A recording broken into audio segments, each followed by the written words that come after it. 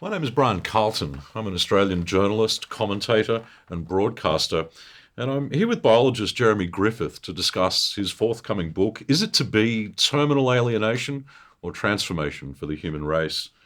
Before receiving an advance copy of Is It to Be, I was already aware of Jeremy's work. In fact, I interviewed Jeremy on my radio show about one of his earlier books. I remember when I opened the interview to the listeners to call in, there was so much interest that the interview went for almost 2 hours, and I'm really not exaggerating. I know that Jeremy caused a similar response when he spoke on Carolyn Jones' famous radio show, The Search for Meaning.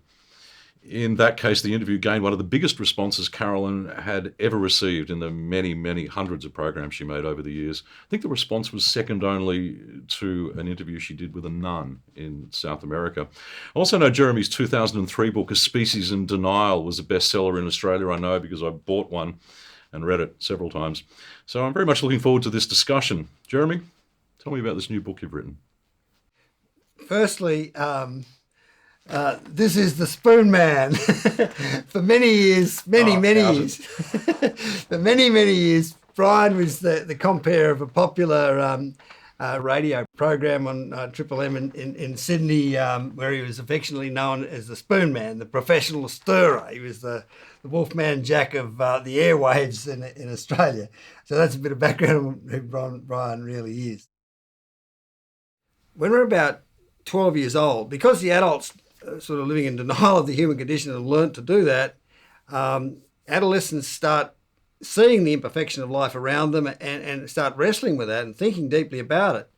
And they soon realise that for some reason adults don't want to talk about it, so they're left on their own. So at about 12, they actually start trying to sort of understand. At 9, kids are sort of flailing out at the imperfections of the world and frustrated. But we actually change from going from primary school to senior school is around 12, and that's actually in recognition that there's some real psychological change from flailing out at the world in our late childhood when you get bullying and so forth, the so-called noisy nines.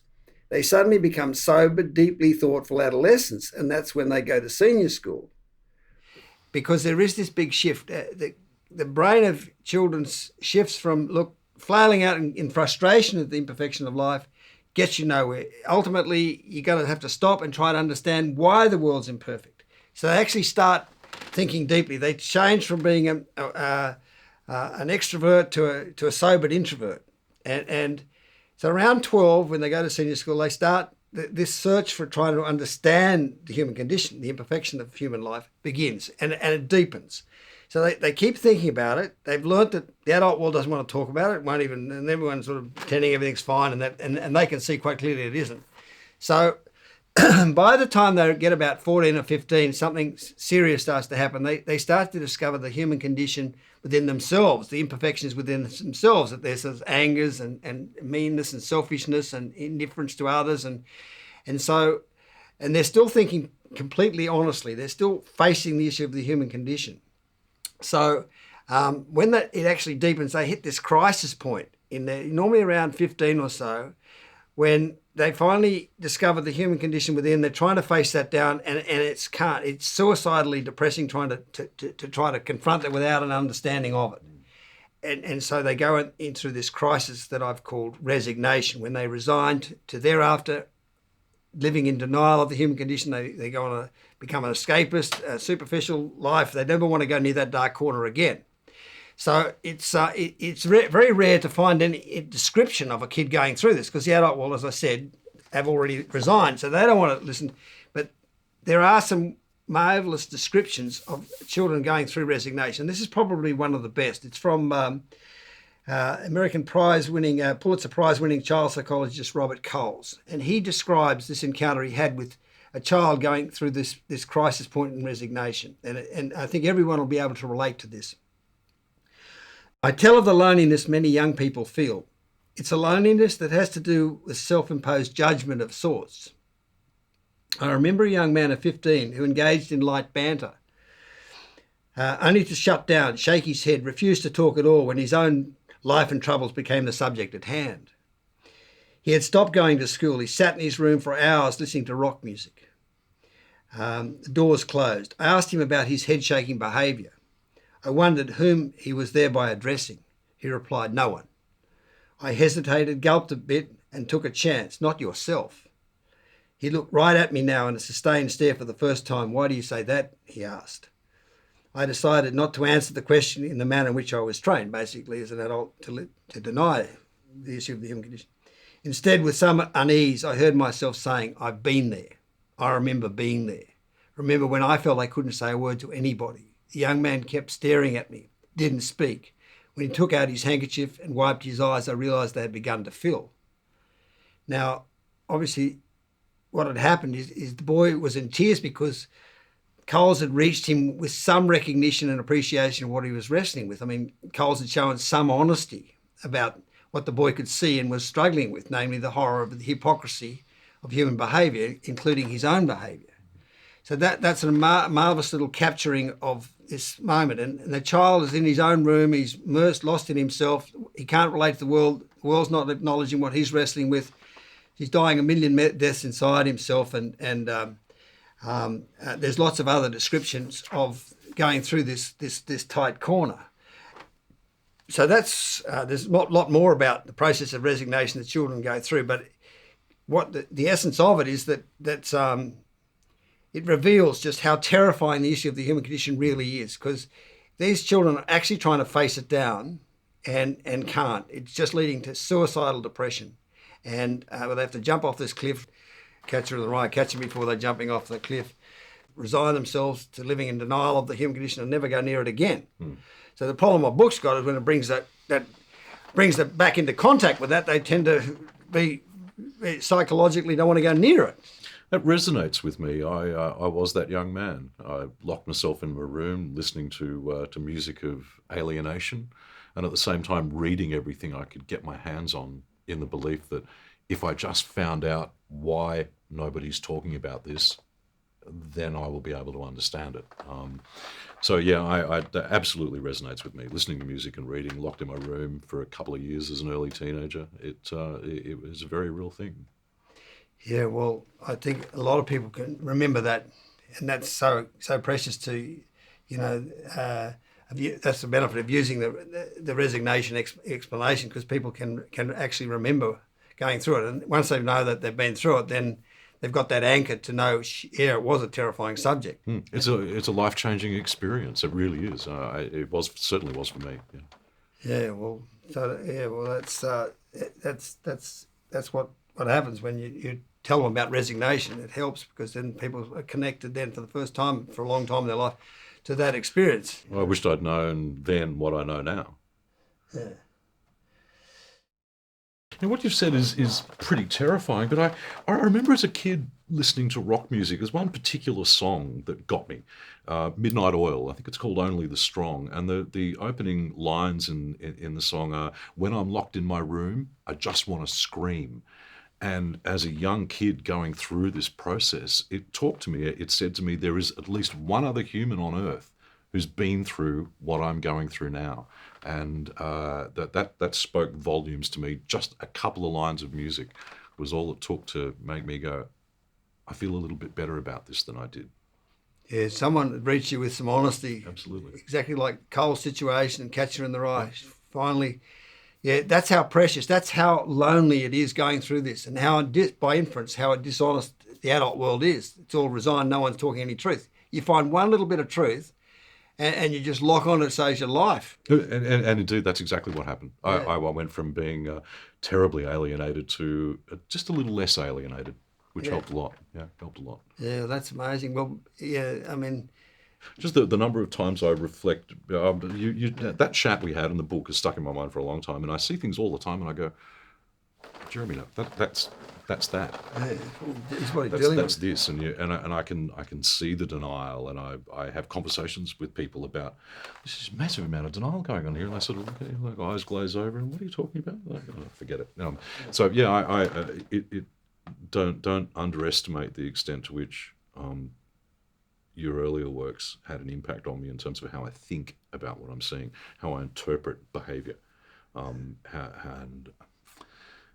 I worked up this ability to be able to work out what a person was like in the first 5 or 6 seconds of a conversation with them on the telephone, and I could second guess why they're saying what they're saying, and hear the subtext in their words, and it was hugely valuable as a broadcaster when you're taking lots and lots of calls from people who are fundamentally strangers to you, and they start telling you about their life story and things like that, and you can plug into what they're talking about and how they're talking about it, and a lot of that came from your books, because you would be able to, you do this, you walk in, you can observe the denial in people, you can observe the souls who are not real happy with themselves. You finally got insight into what's happening. You've got the riddle, the tool to make sense of it at last. But it works. Yeah. That's the other thing. It's not a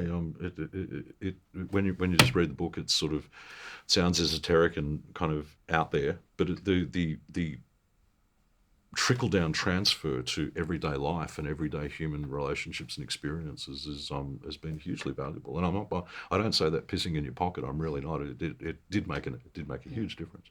Huge. Anyway, well, that's the benefit of hanging in there. But yeah, those poems and things, they do capture the truth about the state of the world and what the unresigned mind, the adolescents can see. I wished I had the thing as a 15-year-old. I mean, I really do. I was reading quite, fairly thick, dense books at 14, 15, but I wish I had this one. Would have saved me 2 or 3 years of angst. Yeah, easily. And probably another, 6 or 7 years of trying to work out what I wanted to do with my life and how hard I did actually want to change everything. And I'm not a sort of issues-based crusader as such, but there's just so much around that needs work, needs fixing, and I had this ability or not, I'm not sure, but a capacity to work out a way where we could do this better, how we could do it better, it's my fight, it's my personal fight. I was not going to let it beat me, and if I can't quite accept the way the world is, then I'm not going to sit down and do nothing. I will use whatever I have at my disposal, which in my case was a microphone and a transmitter, to try and at least make people think about the process of change. Giving up was never an option. Let's put it that way. Yeah, well, I mean, I've always thought, Brian, that we call you people like you ships at sea, people who didn't properly resign. They didn't pull into a port when the storms came. Mm-hmm. Yeah. And that's a torturous choice to make, because then you're forever tumbled around by the imperfection of life. But it's honest, Jeremy. Yeah. It's honest. Yeah. I live my life honest with myself, yeah. and I sleep soundly at night. Yeah. I'm happy with my choices, as difficult as they were, and are. I'm happy, personally happy with the choices I made back then. Not easy choices, very difficult, but. Yeah, but it does make you a heretic, and all the pain that goes with that. And like you told me earlier, you try to play it in the corporate world, and you're back there out there in the front lines of trying to shake up the box. I've always had issues with people telling me how I should think and what I should say and what opinions I should have. They're very precious things to me, and I want to own mine, and I've tried as best I could to do that. So I really resent being told to toe any particular line by anybody, and I have since I was a child. Ask my mum, she'll tell you. From about the age of 8, it was, no, I'm going to do it my way because I think my way is better. Yeah. And if you wanted an explanation as to why my way is better, I'm happy to give that to you. Not a problem. But I just had to be. It seemed to me the only way out of this was to be as honest with myself as I could be. Yeah, well, that's the strange paradox of the human condition, because we do resign, but then we pay such a price, becoming such a fraud and so dishonest, because we're not looking at things truthfully ever again. Yeah. We're just lost in a sea of bullshit, really, from there on. And we get to a point not too long after that where we're wishing we could get back to some honesty. So when you don't fully let go and you keep the windows open a little ajar, talking to Harry Prosen, he's like that too. He didn't quite shut the windows properly and left him ajar and kept searching all his life for some truth. And when it came along, and in the form of the documentary proposal, when he read that, he just loved it because he was reading some stuff that spoke to him, that part of himself that was unresigned. Yeah. And brought it back to life, and it was just so reinforcing. It's like what happened to Coles and yeah, it's absolutely. And I relate to that story so vigorously. That was he might as well have been talking about me. I was that kid, and I did a lot of reading of a lot of disciplines, the various faiths. You have a crack at that first and see whether there's any answers there. For me, there wasn't. Then science, they've had some answers, but was ultimately reductionist. And I was getting into philosophers and some pretty strange stuff just to try and work out whether anybody did have an answer to this, whether there was any kind of coherent description of why I was feeling the way I was feeling. And the only thing that even came vaguely close to that was your books. Yeah. Well, the trouble I've got, I mean, if everyone was unresigned, like you before this, we were talking together and you were saying, Jeremy, if you had a book for children when they're going through resignation, save their life, and they're your natural audience, because once you get talking to adults who are resigned, they're deaf to this. Yeah, and I've been doing that my whole life as a professional communicator and broadcaster.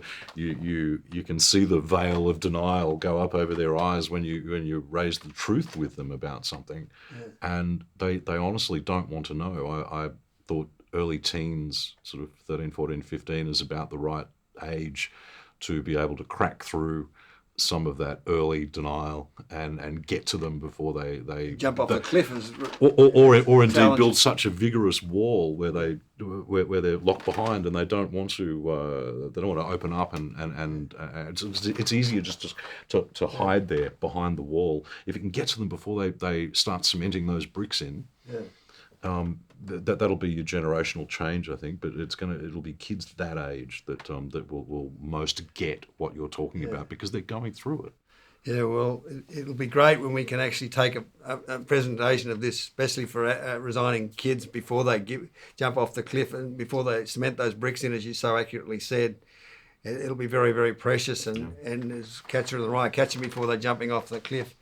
So, but we have to get a foothold in the real world and in the adult world before we can, get some sort of real support for this. So that's the conundrum that this book faces. So you've articulated the whole dilemma and what we're up against and the beauty of finally somewhere there's some truth on this world that speaks to that part of ourselves that everyone's blocked off. So yeah, that's the whole riddle. How do you get through those cemented in bricks? And start the world in the other direction. But anyway, the point about that song, "Life in Mind," like Midnight Oil, is it speaks to some truth about the state of the world. There's a lot of descriptions of alienation in art, in music, in poetry. I often wonder whether those people who are exploring those areas will get what you're talking about more so than perhaps a rigid, scientifically trained mind. Just wonder sometimes. Yeah, no. Well, I mean, artists. That's the trick with really good poetry or music or literature. The trick is to allude to the human condition, sort of take people as close as they can go without sort of actually confronting it. Because without the explanation of the human, the defence for it, it's just too... It's almost a reflection of it, isn't it? Yeah. You're reflecting the human condition, but not doing anything to explain it, why it is. Yes, that's right. Because until you can explain it, you really can't take them in too close to the fire. Yeah. But you can dance in close to it. And any good literature, like I wouldn't be surprised that Robert Coles didn't get the Pulitzer Prize for that actual one paragraph. It's that honest and it's that precious. And he's a child psychologist. He's written this book and he talks about that and lets that truth out. And that's just so precious. So I mean, that's it. Great art, great literature. I mean, why did Bacon's painting, get the highest price ever, or next only to Munch? Because they're speaking to the truth. This is us. This is how alienated and dead we really are. So great art, great literature, poetry, music. is really the stuff that gets close to the truth. But yeah, again, you can't go right there because we haven't found the defence for ourselves. It's scary, isn't it? When that little inside voice comes up and says, I remember this. I remember what it was like. And you go, "Ooh, go away. That's go right. away again. Just please be quiet." Yeah. That's what. So I've got to dig it up. I'm using resignation because everyone like you can remember being it. Oh, yeah. So that reconnects them to it. And then I've got a foothold to then explain, unpack the whole riddle of... Anyway, but those poems, those songs, Life in Mind, is the very... there's incredible honesty there about the state of the world. You can see why the radio interview went 2 hours, can't you? You keep going, we keep cutting. We'll be cutting these on the... We're just wrapping. And I keep coming back trying to make it link up to where we were. And I'm thinking, shit, this is so good. Oh, let's throw this out the back window. But he's a legend, this boy. He's out there. He's someone really precious to me because it's been pretty lonely doing this job. But he's always... Yeah, I often think about you like that. I say, how do you keep doing this? You just keep pushing on and pushing on and pushing on and gathering around clearly some like-minded individuals who get it, and trying to grow the thing. It must be a lonely place to be a lot of the time. Yeah, well, we've got some wonderful group because people can get through this. With this explanation, once you know it, you defend it. So then you're safe. You can run around in the realm of the human condition with safety, right? So the problem is to get them through the deaf effect stage and they can start hear it. And the people have got really interested and, created this studio and everything like that. They're people who got through the deaf effect, heard this, and it just grew and grew on them. Like you said, it just becomes more addictive because it keeps you've got the tools to unravel everything. You're seeing through the human condition. And that's really exciting. And so that's just only going to grow. So it's a slow beginning, this, because very few people, they've got so many bricks in the wall they can't even hear it. Yeah. But you've got to get a few. You've got to be very, very stubborn and determined and patient, really, patient. And then it'll start to... So it's a slow beginning with a fast finish, because once everyone gets, they won't want to retreat. You can't throw away this... When you know that you've got the keys to unlock the whole mystery of what it is to be human, it just grows and grows. You will inevitably run up against vested interest, people who like the idea that the planet is the way it is because they profit from it in whatever way, be it financially or some other way, who'll like to maintain the status quo, who'll like to keep things just the way they are because it works for them. You'll be a threat to established religions, you'll be a threat to conventional thinking on pretty much everything. All the scientific disciplines, psychology, for example, psychiatry, you're not going to need anywhere near as many of those if people had this info. You're just not going to need that paradigm shift in how humans do their thing will be actively resisted. And I'm pretty sure you felt that over the past couple of decades. Well, we had a big court case, the biggest in Australia's history, and all that's invested interest in living in the Plato's cave of denial, because they don't want the truth to come out. In fact, the persecutors actually said, you're shaking the black box inside of people and you can't succeed. It was curious that the ABC decided to put up a man of the cloth to analyse your work, which I thought was... Same happened with Darwin, because old Bishop Wilberforce, he stood up at that great debate at Oxford and he said, was it your grandfather or your grandmother that was related to an ape, And that's when old Huxley stood up and he said, I'd rather be related to an ape than a great man who misused his intellect to deny truth, and won the debate. But traditionally it's always the people of the church that, fundamentalist in their thinking and don't want to open up and try to make understanding of things. So, invested interest, but the biggest invested interest of all is in denial, is in the resigned state. Wanting to, once you've built those walls in, you don't want it to be broken down. So they'll try and shut you up. Yeah, they do. They've tried all those sort of things. So we have to be self-sufficient in everything we do because of that. It's the only way we can have a chance of getting these ideas out there. An uphill battle, but a thoroughly worthy one. Yeah, well, that's right. But psychologically, I know what we're trying to do. We're trying to turn this corner. It's the biggest paradigm shift of all, from living in denial to not. And that's why Plato's, what he described will happen when you take them out of the cave. Mm-hmm. They won't hear a single word you said. Not initially, he said. And so, it's fair warning. You try to drag them out the cave, and you're going to get a flogging.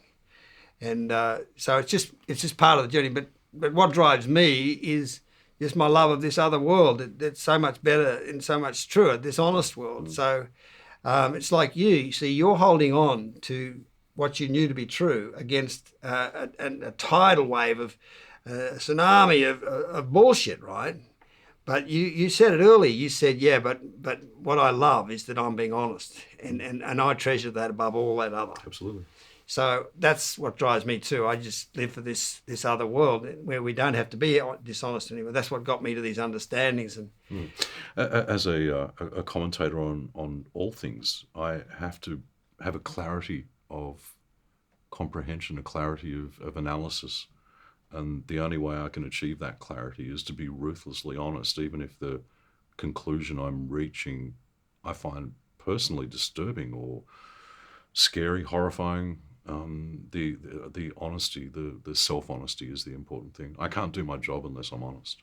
Yeah, well, the whole of this book is based on that premise that once you're living in denial, you can't find the truth. You can't find the truth with lies. It's just fundamentally impossible. So, for example, the whole of chapter 1, and I talk about it in a moment, but I go through all the chapters in my book and how each one is access truth, and that was doing it. And the only way I've done it is by being honest and not being in denial. And when you're not living in denial of the human condition, you can access all these truths that we've been looking for are so obvious. Yes, they are. That's exactly right. It's very simple. It's not hard. Yeah. The end process, the revelation, if you like, is easy and reassuring and calming and self-accepting.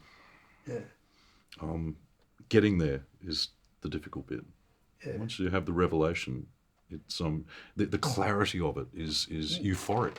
Yeah, well, almost. All these answers that I've found, I didn't require a smart brain. It's just not living in denial. Just thinking simply and truthfully is how I found these answers. And they're sitting there for anybody and everybody. Yeah. They're self-evident if you're not wanting to avoid them. So, that's the thing. This synthesis is produced from exactly what you just said. Just, they're not actually, they are revelations in the sense that they're revealed. They're there waiting to be revealed. All you got to do is strip off the denial and they flop out. And that's all I've ever done. But that process, the process of stripping off the denial, that's the difficult part. Yeah. Once you've done that, it's relatively simple from there on in. I found it's the answers become glaringly obvious to the next thing you have a look at, and I hate to use the word epiphany because it has a religious connotation that I really don't want to give it. It's not an emotional. Well, it sort of isn't emotional, but it's an intellectual epiphany.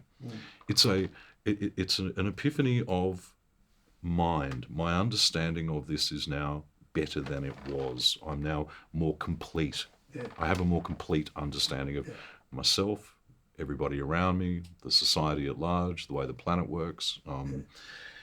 It's a revelation. But again, I hesitate to use that in a religious sense because it's a different, it's a quantifiably different thing. Yeah. But it has a similar sort of impact on you as you wake up the next morning feeling more invigorated, more able to deal with the world because your level of understanding of it is so much higher. Now, when if that's what all I've ever done is taught myself to hang on. I call it like think like a child or think like a stone. If I'm not getting there, I'm just not thinking simply enough, and letting the child and the simple obvious thing to come out, and I just got better and better at it. And exactly that when you do get to that clean state and just let it come out, it's so obvious. It's just stunning. You just think, well, that's amazing, and it's like an epiphany. It's very exciting, and that's all I've ever done. I just keep taking one step, and I just keep learning. That's how I got to all these insights. Yeah. But when you put the full synthesis together using that device of just thinking truthfully, then you take it back. As Plato said, when someone gets outside the cave and starts not living inside it, they're facing the sun, the truth, they're thinking truthfully, and then they go back in the cave and try to release them all. the cave prisoners, rebel, and they said he actually said that they'll try and kill him. Yeah. I mean, in my case, they didn't actually try and kill me. We live in more civilized times than that, but in effect, they did. They did everything they could to smash me off the face of the earth. Yeah. So everything you're saying is completely, making sense of everything that I've been through, and well, your own life has been through. But you have your truth, and you've stuck to your truth, and you've fought for your truth, and they're all admirable qualities in a person. You can't criticize somebody for arguing their case, especially when the kind of work you're doing is so new to people, conceptually new to people. It's always going to be, if I can use the vernacular, pushing it uphill. Yeah. But good on you for keeping at it, because you're right. They're actually totally sincere in what they're saying, and they're denying. They don't know that they're in denial. No, that's right. So that, you can't. I'm compassionate. I'm not. I know why they're doing what they're doing. But I've got to somehow find a way through that wall of denial to get them to re-access the truth. So it is a hard, slow process. But I'm no longer criticising them. I'm actually bringing them the understanding. Yeah. So they actually want the reconciling understanding of the human condition, but they're never going to find it from their failure trap, because they're living in denial. You can't find it inside the cave. So I'm saying, look, I was out here, I found this truth. Here it is, liberates you all the thing you want, But they're so committed to denial, they're not receptive to it. So, you can knock on a deaf man's door forever, It's a slow process, and we've just got to be patient. One of my favourite expressions for lots of things is it's a process, not an event. I can't think of anything that more applies that saying might apply to as your work. I mean, it isn't a process, a long way from being any kind of event. But when you get it, for the individual, when you get it, it is an event. Yes. You remember the day. Yep. You remember the section of the book. You remember when it happened. It stays with you. It's fresh. Yeah. As to how long it'll take, Desjardins once said, the truth only appeared once to set the world ablaze. And it's true. It just needs a critical mass of influential people to come together and say, no, this book is really seriously important. It really has got through to the other side.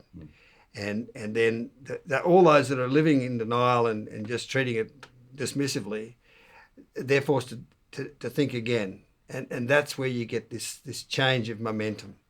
So that's why we're making such a huge effort with this book, to get that change of momentum, to get that base group of people who have managed to get through that wall of denial and discover just how honest this book is. And Harry's the first. I mean, he's amazingly just standing on his front foot and just saying it like it is. So, and then we need a few more dominoes to fall like that, and then suddenly the tide's turning. There is a base of support, and it'll flow, because the world is so hungry for some truth, some answers. So once there's enough base of support, then the tide changes rapidly, because it is like a sea of dishonesty out there, and this book is an island of sanity.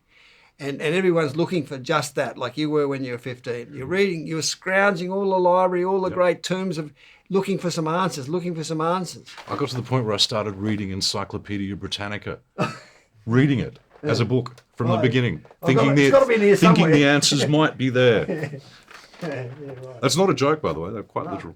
Yeah, no.